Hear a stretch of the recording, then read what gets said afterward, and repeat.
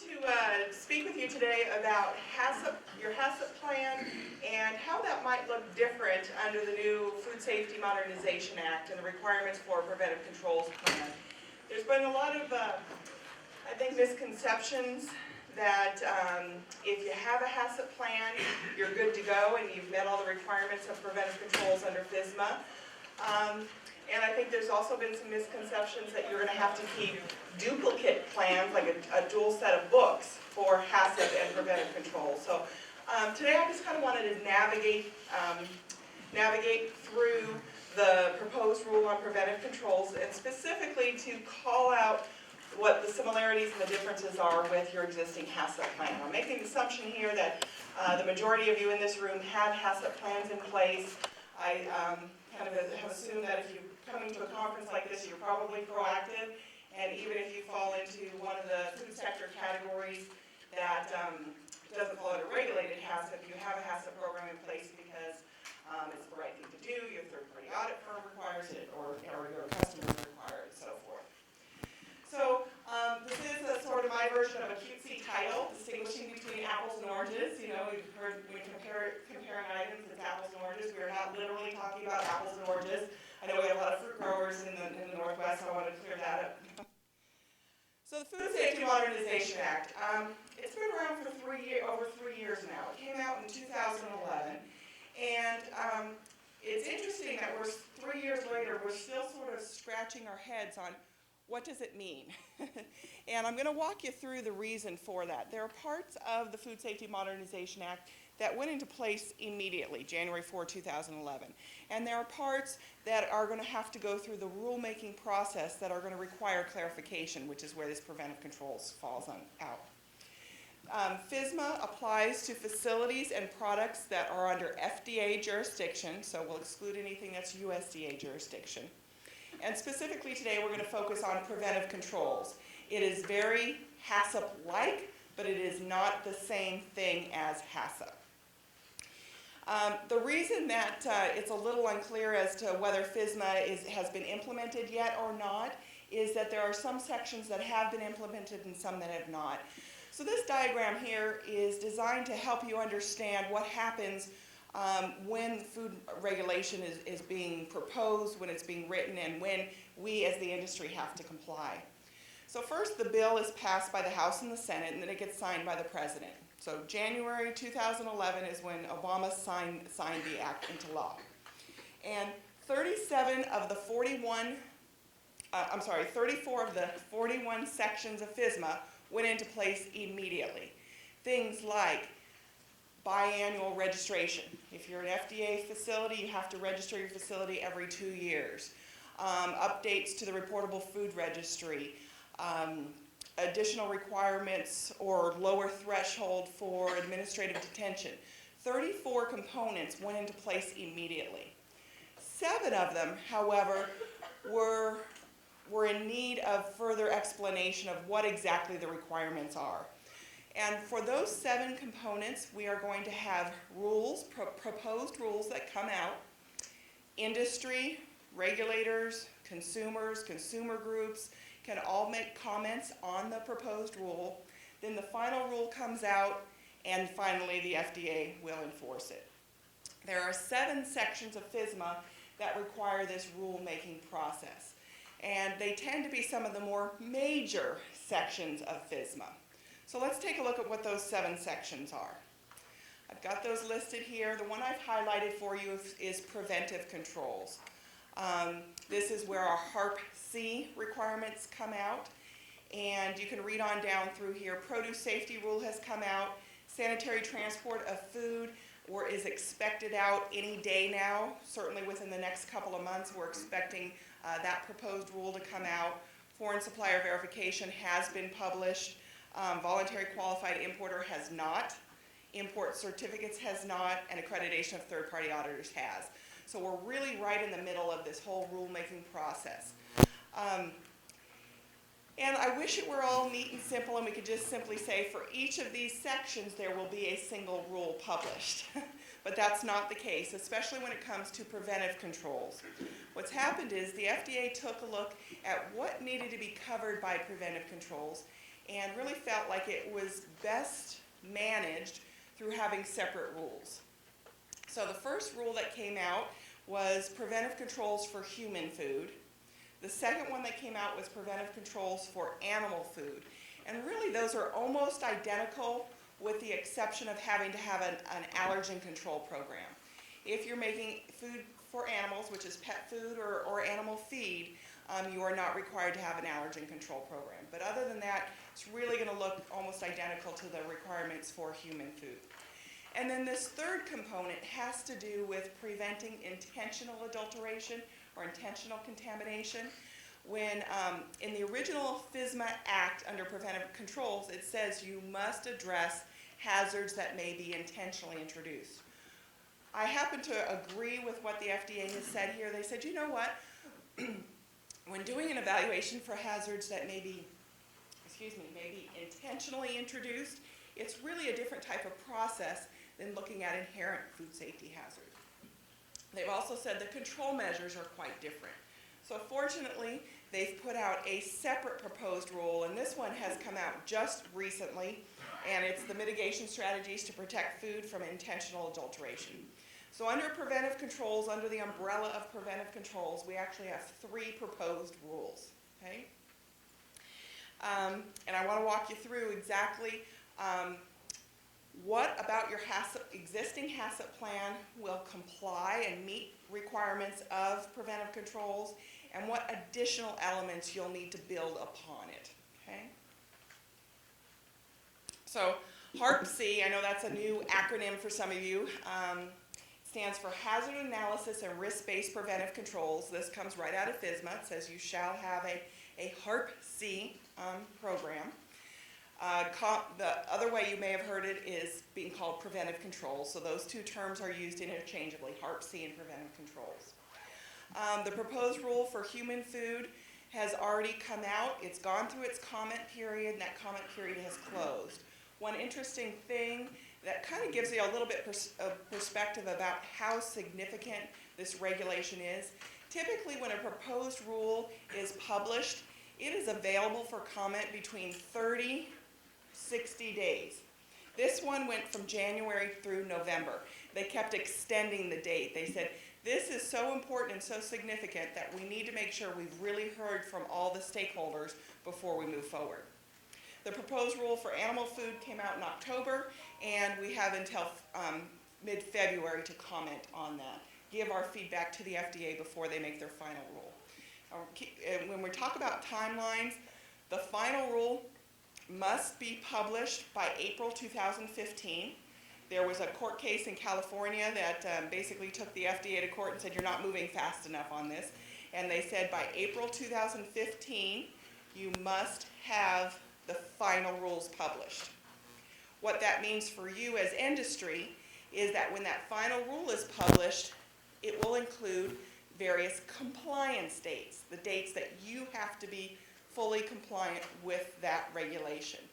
And the expectation is that for preventive controls or for HARPC, it will be 1 year from when the final rule is published. So we may be looking at something that the regulators will be evaluating 2016. Now that doesn't mean that, hey, it's not anything we need to worry about. I'm going to go through with you some of the steps that you can take now to start preparing yourselves. And I'm going to kind of warn you away from some things that actions you probably don't want to take until the final rule is in place. Okay? So if we look at the regulation and it says this is what a HARPC plan looks like, and you read down through that, sure sounds a lot like HACCP. Actually, let me get a show of hands. How many of you in here have a HACCP program or have been through HACCP training? Okay, kind of figured so. Yeah, this is the right crowd for that. And when you read through down here, don't you just go, that sure does sound a lot like HACCP, isn't it? What is it that they say? If it walks like a duck and quacks like a duck and looks like a duck, it must be a duck. This one's not a duck. But it says you shall have a written analysis of your hazards. You must identify your preventive controls. You must have monitoring for those controls, corrective actions for ineffective controls, verification, and record keeping. You sure, Steph? That sure sounds a lot like the HACCP training that I've had there are some nuances and some differences, and that's really why I wanted to bring to you today a side-by-side comparison of HACCP and HARPC, so you can see where the similarities are, and more importantly, you can see where the differences are. And I'm not going to keep you in suspense. I do think that one of the main questions people have on their minds is, will I need in the future to have both a HACCP program and a HARPC program? And my answer to you is yes. Okay? Now that doesn't mean that there's going to be separate documents. It means that you're going to have to be meeting separate requirements, and existing documents will likely meet the requirements. But HACCP and HARPC are not the same. The reason that I'm saying you're probably going to need both is most of us are not exempt from preventive controls. Now, if you're making juice, if you already fall under juice HACCP or seafood HACCP, you're exempt. Okay? But most of us are not exempt. So if you're not exempt, you're going to have to, and you're here in the U.S., you're going to have a HARPC plan.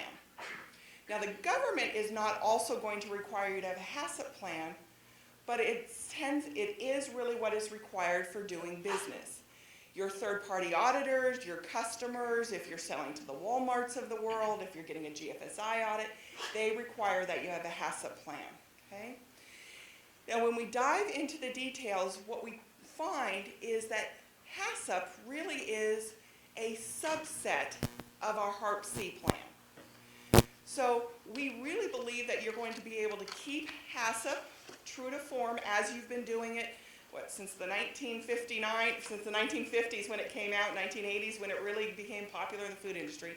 You're going to be able to keep HACCP in its pure form, but there are a few other elements that you're going to have to put in place to meet the requirements of preventive controls. Okay?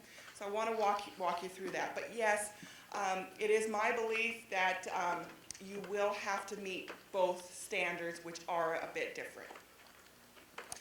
So HACCP is really a global standard. It's not something that's specific to just to U.S. regulations. The World Health Organization's group, the commission, the Codex Alimentarius group, has put out the standards or the guidelines for HACCP. It's accepted internationally, which is different than HARPC. HARPC is strictly an FDA, U.S. mandated program. So it's going to apply to facilities that are in the United States or foreign facilities that are exporting to the United States. Codex Alimentarius standard applies to all different types of food products, whereas HARPC is to FDA food products and not all FDA food products. So we'll take products that fall under FDA jurisdiction, and there are some exemptions here. If you currently fall under juice HACCP, you do not have to have a HARPC program. If you currently fall under seafood HACCP, you do not have to have a HARPC program. If you fall under thermal processing, canning regulations, you have to have a modified HARPC program. It says you don't need to look at the micro issues because we already have regulations in place that are strict and stringent around that, but you're going to have to look at the other components. If you're making dietary supplements, you're exempt. Alcohol, you're exempt.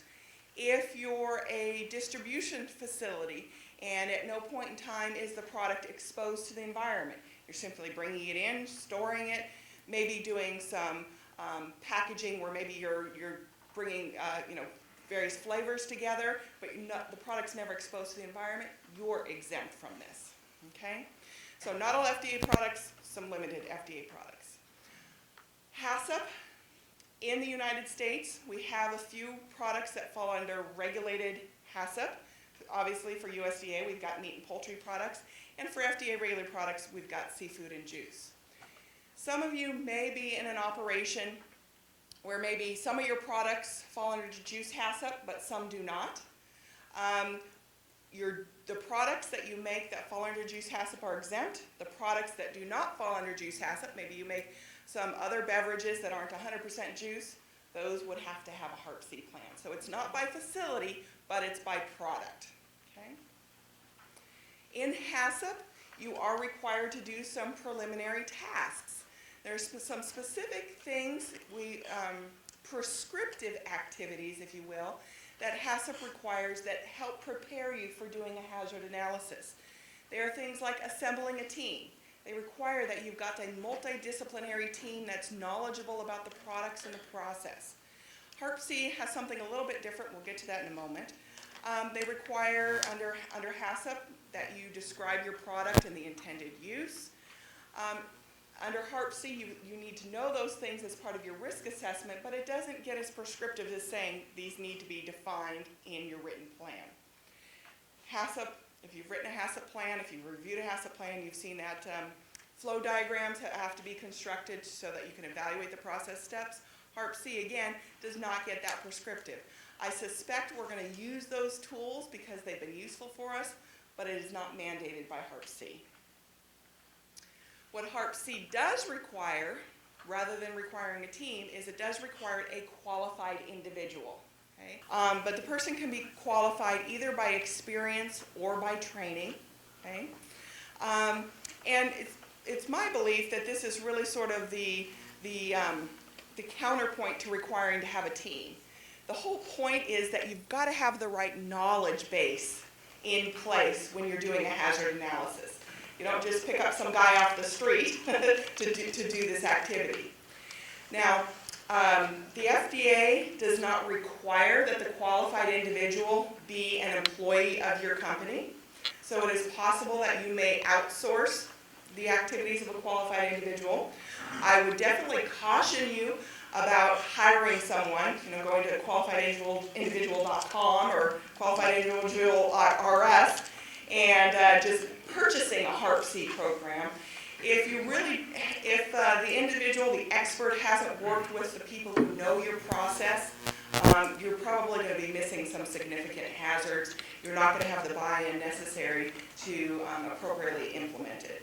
But it is reasonable to use outside experts, particularly if it's in an area where maybe you do need a little bit extra expertise, like in maybe with microbiology, for example. The qualified individual is responsible for these activities. It doesn't mean that he or she has to do every one of these, but he or she has to have oversight for it. They have to prepare the plan, validate the controls, and we'll talk more about that because that is something that you can start doing now to get ready for 2016 when the government will be auditing you to this. They are responsible for ensuring records are reviewed and to doing a reanalysis or reevaluation of the plan anytime there's a significant change and at least every 3 years. Okay. HACCP. What are the 3 types of hazards identified under HACCP? I imagine if this was a quiz question, we'd get about 100% in this room. Biological, chemical, and physical. We're familiar with those classifications of hazards. Biological hazards are things like Salmonella and E. coli 157H7. Chemical hazards, things like allergens and mycotoxins. Physical hazards, glass, metal, wood. We're familiar with those categories. There were 2 additional categories that were listed in preventive controls. One was hazards that may be intentionally introduced. And like we said, fortunately, the FDA recognized that that's really a different type of activity, and they've pulled that out. They said you still have to do an evaluation for hazards that may be intentionally introduced, but that's going to be under your food defense program and mitigation strategies. The other type of hazard that we haven't traditionally looked at in HACCP is radiological hazards, and this one is showing up. I will tell you, there has been a lot of debate when we look at the comments that are going back to the FDA on including radiological hazards. Most of them are against including radiological hazards. They're saying that the likelihood of these occurring are low, and it's almost a distraction away from those hazards that are more reasonably likely to occur. So there is this feedback to say, hey, we think this is inappropriate for you to require an analysis for radiological hazards. What I will tell you is the FDA has identified 2 places that may be sources for radiological hazards that they would like you to consider. So these are things that you could look at now. The one source is radiological hazards can come in from water, particularly if you're using well water. There are some areas in the country where they are at greater risk of radiological hazards. And the other source is from a nuclear accident. And we've typically been advising people that your crisis management program should deal with all sorts of types of disasters, including a nuclear accident. Okay? So radiological hazards, we think you should be addressing them. I'm not sure that they're going to end up in your HARPC plan. Something else that is significantly different than what we've seen the FDA do in the past is when the FDA put out seafood HACCP or juice HACCP, the hazard analysis was largely done already for industry. There's the Seafood Hazards and Controls Guide, which has identified which organisms are susceptible in which species, which are histamine formers. Really specific hazards and controls have been defined for seafood. Same thing for juice. A lot of the hazard analysis has been done for industry. Well, now that we're not piecemealing out HACCP anymore, we're going to say blanket, everyone has to have a hazard analysis. The FDA and these associations aren't going to be able to do the complete hazard analysis or a good semblance of a hazard analysis on behalf of industry. So what this means is that each individual facility is going to have to do their hazard analysis research. Okay? Now, I know many of you in this room say, well, I've got a HACCP plan, I have a hazard analysis, and I would question if you really do have a hazard analysis or if you've got a summary of your analysis. If your hazard analysis simply lists maybe raw materials and the hazards that are associated with them and process steps and the hazards that are associated with them, to me, that's really more of a summary of the analysis. The actual data that you use to say, yes, this organism is associated with X raw material, or yes, I am susceptible to mycotoxins with this ingredient. That research that was done, that's the hazard analysis. The takeaway, the conclusion from that analysis is these are the hazards that are recently likely to occur. But that research that happened is the actual hazard analysis. And I think this is going to be one of the biggest learning curves for industry, is to be able to go out and do that research. Why did you say your soybean oil does not have a soy allergen? Okay? Why did you say your wheat flour is susceptible to vomitoxin? Okay? What data, scientific evidence do you have? Okay? Probably one of the biggest or most easily recognized differences between HACCP and HARPC is HACCP has critical control points. Preventive Controls does not talk about critical control points. They use a broader term. The broader term is Preventive Controls. And in some regards, this is pretty great because hazards are controlled not just by our few critical control points that we identify, but hazards can be controlled by prerequisite programs. They may be controlled by process steps that aren't critical control points. And one of the deceiving things about HACCP is that critical control points have gotten this put up on a pedestal, if you will. They've gotten this idea that they're the ultimate controls for food safety. Yet you can very well have a food safety failure that doesn't revolve around a critical control point. Okay? When I teach HACCP, and I think about a CCP, and forgive me for a moment, this is a little bit silly, but when I think about critical control point, I picture like a superhero with CCP across his chest. CCP, nothing will hurt you on my watch. But there are other hazards that are controlled by things that don't get that really cool name of CCP, that really powerful name. And those programs need attention.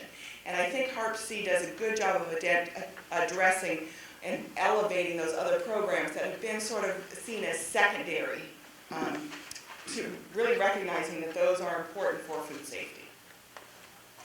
So we look at the definition of a critical control point and compare it to the definition of a preventive control. And for all of you quality managers out there, I do have a typo on the slide. Critical control point is a step at which control can be applied and is essential to prevent or eliminate a food safety hazard. So it's a step. CCPs are process steps, and they're process steps where control can be applied.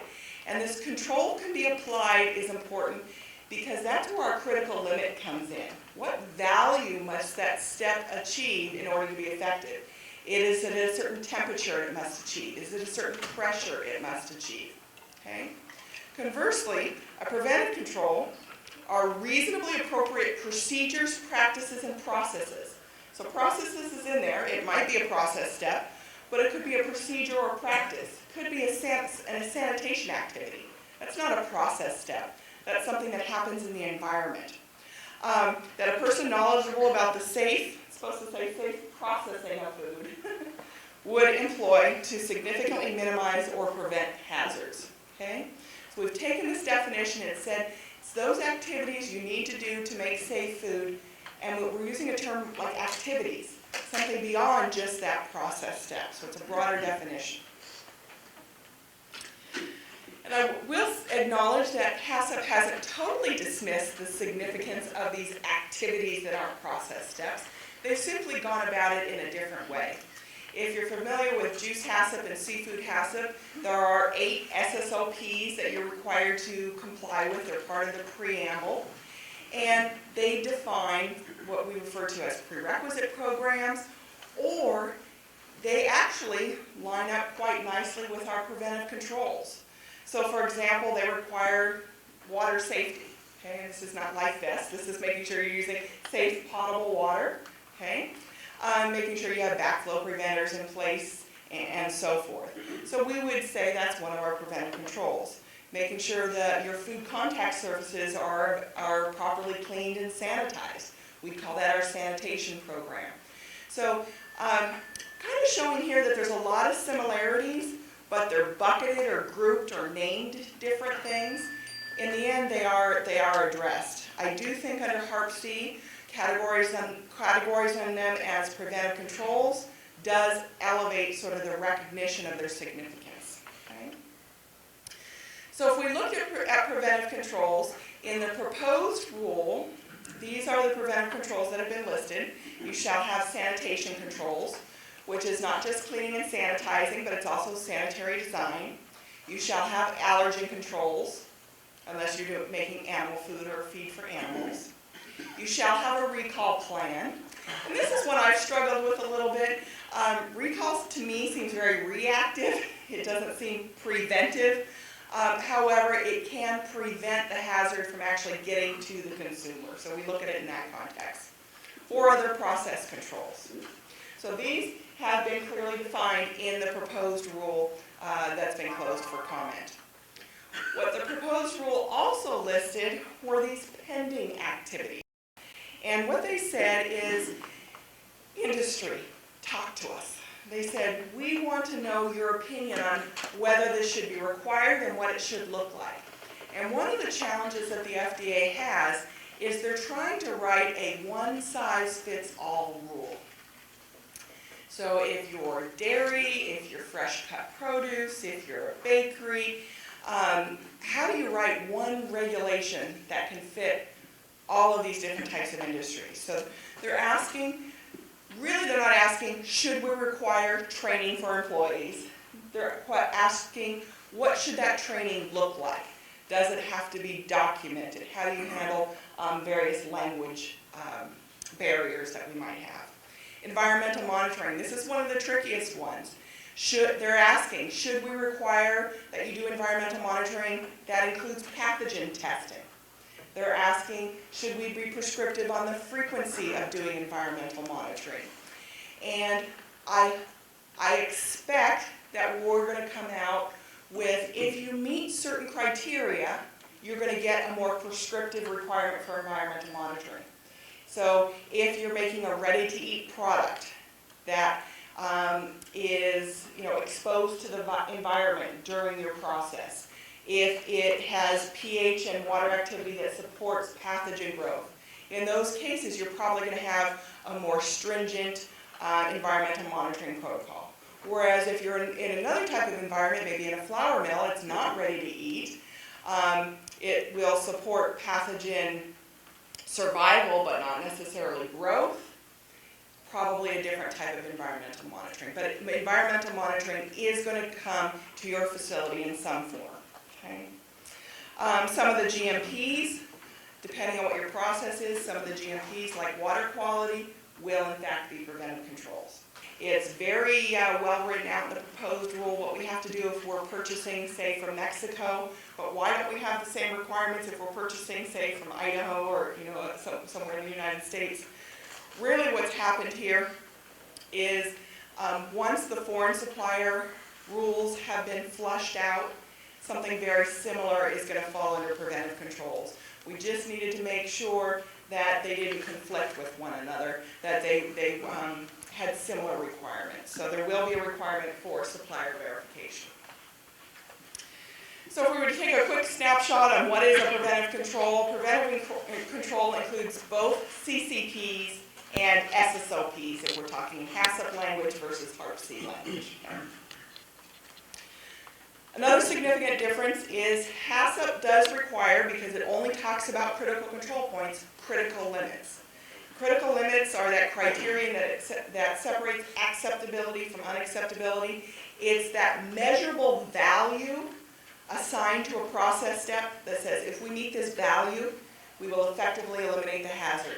That could be a time and temperature, it could be for high pressure processing, it could be a pressure, but it's a certain value that has to be achieved.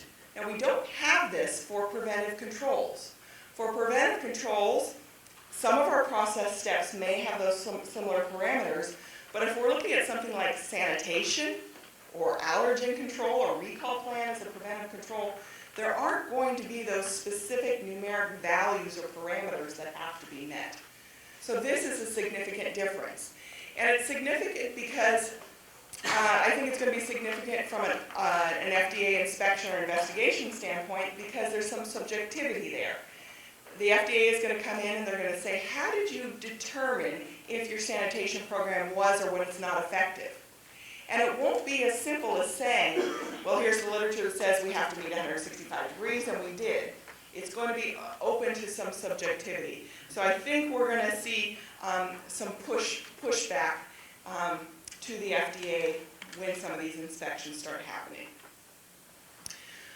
Monitoring under HACCP, again, only applies to the CCP. Monitoring is checking to see if that critical limit, that value was or was not met. For the preventive control, it's checking to see if the control measure was effective. And in some cases, we have a specific value that will tell us if it was or was not effective. And in other cases, we don't. The facility is going to have to tell us, how did you determine your sanitation program was effective?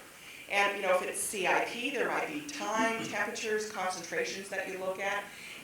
For manual cleaning, it may be visual observation, it may be ATP.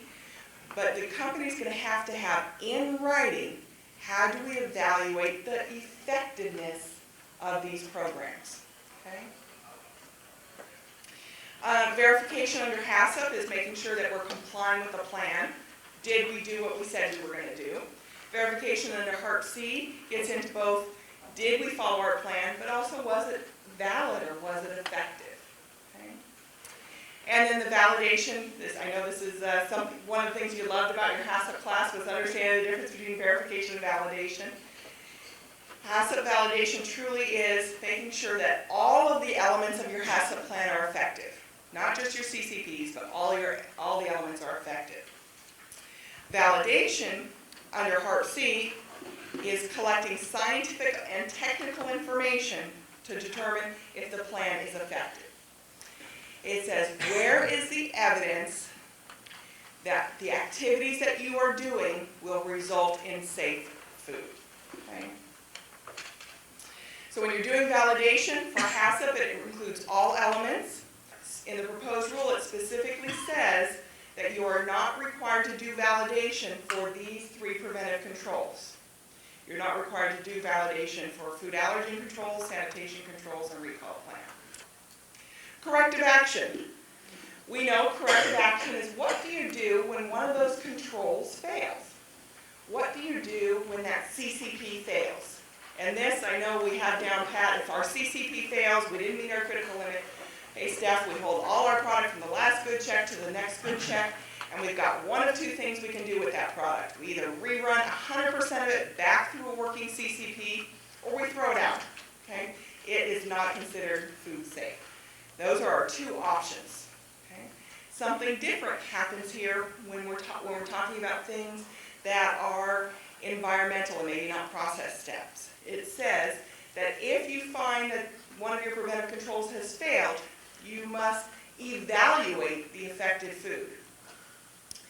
My fear here is that it leaves itself open to interpretation and that there will be discussions, arguments, possibly lawsuits that are going on between industry and the FDA until we really get clarity on what does evaluate mean.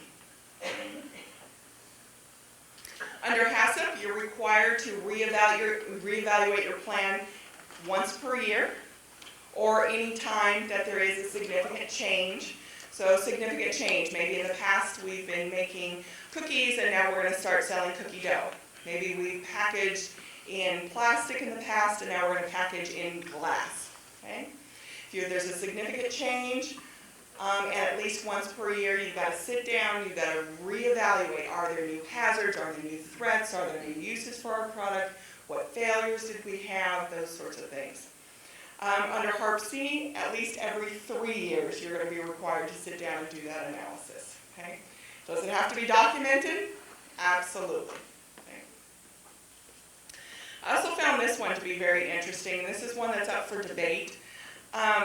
Currently, if you fall under regulated HACCP, the FDA has access to your plan, your records when they come in for a routine visit. The HARPC plan will be available and associated records will be available to the FDA when they come in for a routine inspection. Okay? And the FDA has floated this question out there. They said, hey industry, we think this might be a good idea. What do you think? They're contemplating the idea of having you as manufacturers email in, send in your HARPC plans ahead of time so they can do a desktop review of your HARPC plan. One of the factors that they're using to determine if you're high risk or non-high risk as far as frequency of inspection is how robust your HARPC plan is. So one of the questions they're raising is, maybe it would be easier or better if you simply sent us in your HARPC plan and we could do a desktop review. Now, as you can imagine, most folks from industry are saying absolutely not.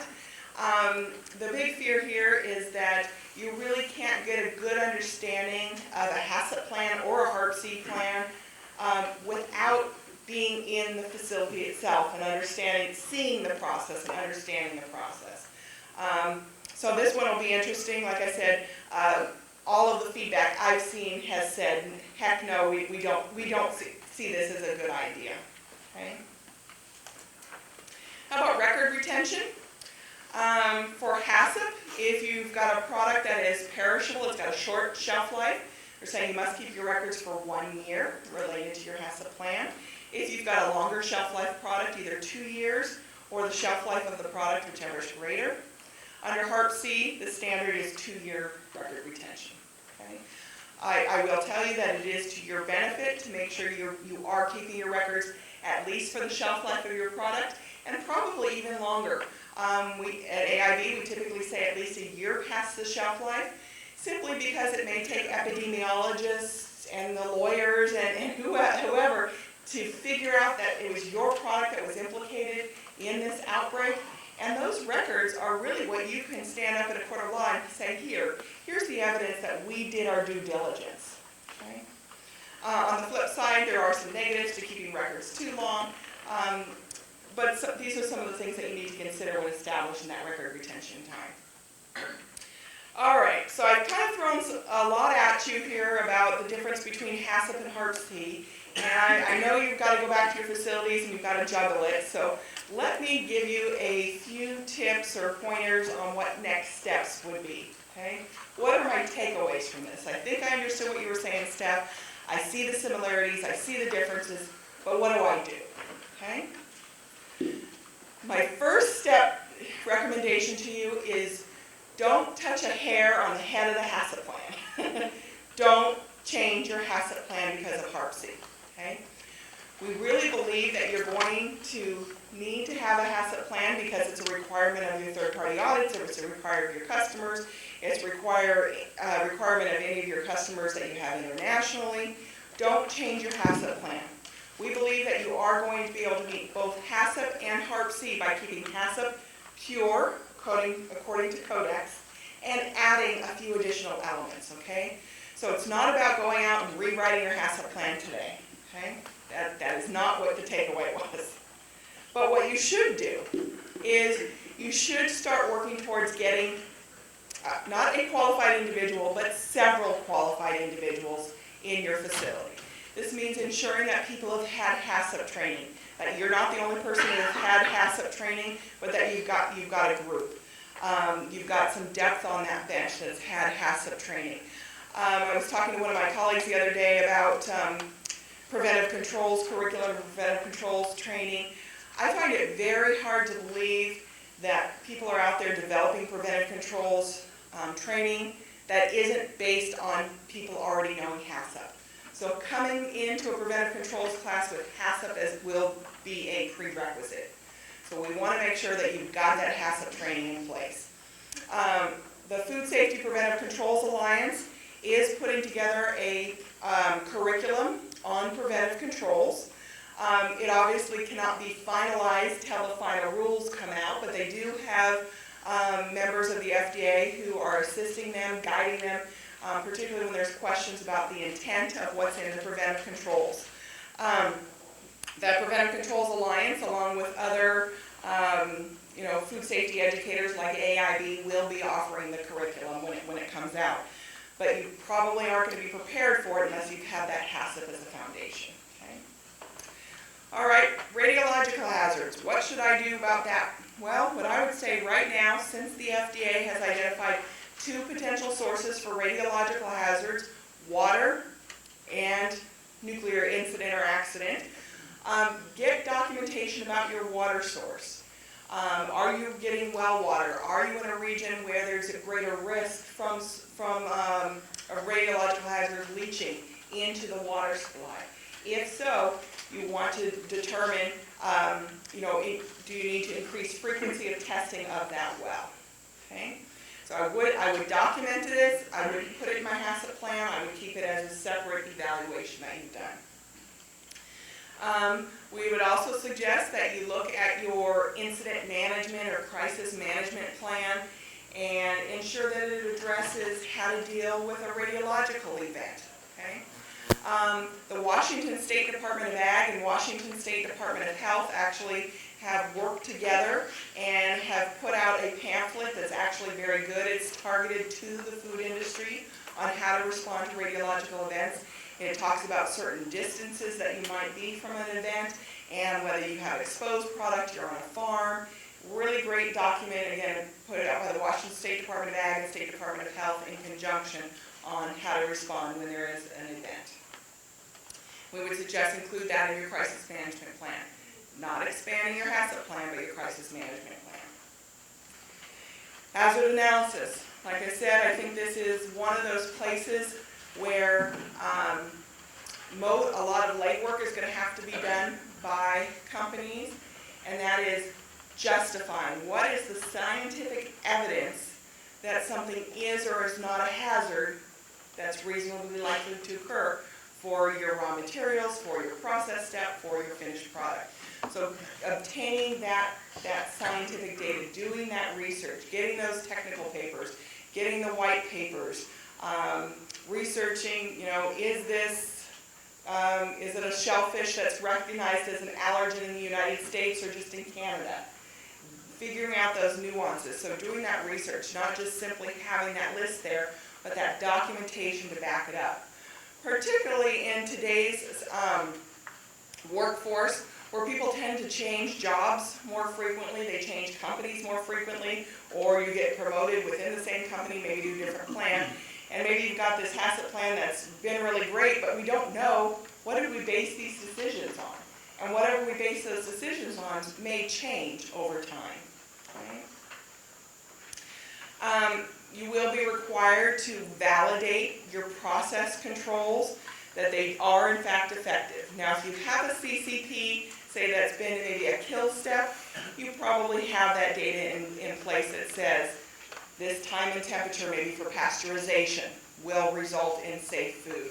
or again, for high pressure processing it for this X pressure for a certain amount of time will result in safe food. But think about, you probably have other process steps in place that have not been considered critical control points, but do contribute to food safety. Now is the time to validate those. And I'll give you an example. Obviously, American Institute of Baking, we do a lot of work with bakeries. Typically, the baking step, baking a loaf of bread, making a hamburger bun, is not considered a critical control point. Because if you don't reach temperature, you really just have dough coming out of the oven. You don't really have a fully baked loaf of bread. Under FSMA, you are going to have to validate that that baking step is in fact effective, is in fact killing the pathogens of concern. If you've said that is a kill step, you have to validate that. I'll tell you what's happening in the industry. I'll tell you what's happening at AIB. We have a team of microbiologists, some from inside AIB, some from several different universities, working together on validating a methodology for baking as a kill step. And they're identifying the proper organisms, the proper water activity, and so forth, content that needs to be in place to show that it is a valid method for doing kill step validation. HARPC requires that if you're using scientific and technical information, that you do one of two things. That either if you're going off of maybe a paper that's been published, you have to prove that your parameters are exactly the same as the parameters that were used in that study. So that means your product has the same protein level, the same fat level, same moisture, water activity, pH. You're going to have to show that all of the parameters were exactly the same as what you have in your operation. It isn't simply good enough to take a paper and say, well, this is a similar type process to what we do, and take maybe, here's the time and temperature that was needed to achieve a kill. Well, we need to know what were the other parameters in place, such as, like I said, the fat content, the protein content, the water activity. If you cannot prove that you have the exact same parameters, you're going to have to do a custom study in your operation. Okay? Fortunately, with most of these studies coming out, they are identifying appropriate surrogates that can be used, non-pathogenic organisms that have the same profile, the same behavior, the same kill lethality parameters or characteristics that can be used in place of pathogens. Okay? So this is one of those things that you can start working on now. Finding that data. If you can find data that matches your process identical, that's great. If not, start looking at your trade associations. Are there studies that you can mirror in your own operation? Okay. And then, of course, record keeping. If it isn't documented, it isn't done. If there are gaps in documentation, we're going to hold you accountable to that. We can look what happened with Sunland peanut butter. They shut down when they had their salmonella incident. The reason they didn't get reopened or their license was suspended by the FDA wasn't necessarily because of the salmonella issue. It was because their documentation wasn't thorough on the cleaning they had done after that event. So it was documentation that caused them to have their license suspended. Okay? So start looking at, do you have a method in place to go in and review records that are being kept at your facility? Are they being kept in real time? If I go out and I'm walking through your facility at 10 o'clock in the morning, is the paperwork already filled out till end of shift at 3 o'clock? I hope not. Okay? Are they legible? Are they complete? Are they accurate? Are they certainly not falsified? Records are going to be key going forward. And then as far as the intentionally introduced hazards, like I said, the proposed rule just came out, so it's open for comment period. But one thing that you definitely can do now is ensure not just that you have a food defense plan, that you really have a vulnerability assessment. A lot of times we'll go into companies and they'll say, oh yeah, I've got a food defense program. It says that we keep our doors locked and everyone's got to wear an ID badge and we have seals on trailers. That's our food defense plan. Well, where's your vulnerability assessment? It's just like HACCP. You can't say these are your controls until you know what your hazards are. For food defense, you can't say these are our controls until you know what your threats are. So now is the time to have a vulnerability assessment conducted to identify what are the threats that are specific to your company and to your site, to your operation. So this is what we think ultimately is the approach that you will use to sort of merge or marry HACCP and HARPC. We think HACCP will be in the center, again, untouched, unmodified, traditional HACCP as we've known it. And you will build around it. You will have your evaluation for radiological hazards, you'll identify those controls. The FDA and HARPC has not been prescriptive. They have not said specifically that your radiological hazards have to be listed on the same page as your biological hazards. Okay, so there's nothing wrong with having this documented out here. The hazard research will need to be documented. Why did you say this hazard was or was not reasonably likely to occur? The validation of your process controls, and again, if it's a critical control point, you probably already have that validation. But if there's other steps in the process that are contributing to food safety but maybe aren't a critical control point, we need to see that validation of those steps. What evidence do you have that these combination of inputs will result in safe food? Okay? And make sure you've got your vulnerability assessment. Beyond the vulnerability assessment will, of course, be the controls that you put in place based on it. But for now, that is the next step that you can be taking. Okay? So the things that we want to make sure you're walking away with here today is to know that HACCP is the foundation for HARPC. There are things that you can be doing now to prepare for HARPC. Training, making sure your folks are familiar with HACCP and HACCP concepts, because that's what Preventive Controls is based on. Ensuring that your records associated with your prerequisite programs and your HACCP plan are well maintained, and working on that validation evidence. And that validation could be research or it could be actual studies that you're doing on site. And then finally, just ensure that you've got a mechanism for staying current on what is unfolding, finding out what the new timelines are. I told you, April 2015 is the deadline for the final rules. We'll see. Will they come early? Will they come late? And then compliance dates will come from there. So you need to make sure that you've got a mechanism for staying current on what's going on with preventive controls. I know using Northwest Food Processors Association is a great way to stay up to date on what's happening in the industry. Okay? What questions do you have on HACCP versus HARPC? Question over here. Under process controls, some industries have prescribed or not mandated time temperatures. For example, the liquid egg industry through USDA says time temperature is exactly what you need to do. Talking about trying to find the scientific literature behind something like that, can you just point back to the law that says you have to hold it at this, or should a process authority be hired to help walk through and make sure that validation has occurred? Okay, so there's a question here on the processing. I think there's two questions.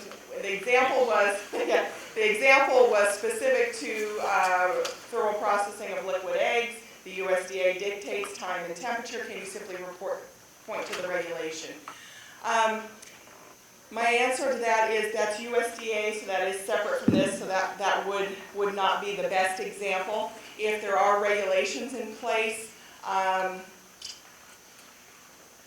that's a good question. I would suspect, my best answer at this time is I would suspect that you could point to those regulations, and Charles is going to answer this. No, I'm not. I'm going to suggest using milk as an example, which is FDA regulated. Okay. But the PMO has pasteurization standards. And so that we would accept that as the scientific data. And the dairy industry is pushing hard for that when there's already been prescribed times and temperatures. And I'll speak to liquid eggs. There is scientific data put together by industry and government and universities Okay. for that. Great. Yeah, I would like to think that they don't become regulations without being backed up by scientific data. Oh, I was going to say that the state departments of Ag and Oregon, Washington, and Idaho have all said that they're interested in using specialty crop grant funds to help, groups in the industry develop some of these validation standards, and that 2014 process is getting underway, assuming that the Farm Bill gets passed. But so, if there are some ideas, now is a really good time to kind of put those concepts together, because there is something. Great, great. You mentioned radiological testing of water. Mhm. What specific test would you recommend? I would, I don't know off the top of my head, here's what I would do. I would look at the EPA standards, and whatever the radionucleotides that are listed on the EPA standards are the ones that I would be testing for. No. And even if I did know them, there's a good chance I wouldn't be able to pronounce them. But that would be the thought process that I would use. Okay.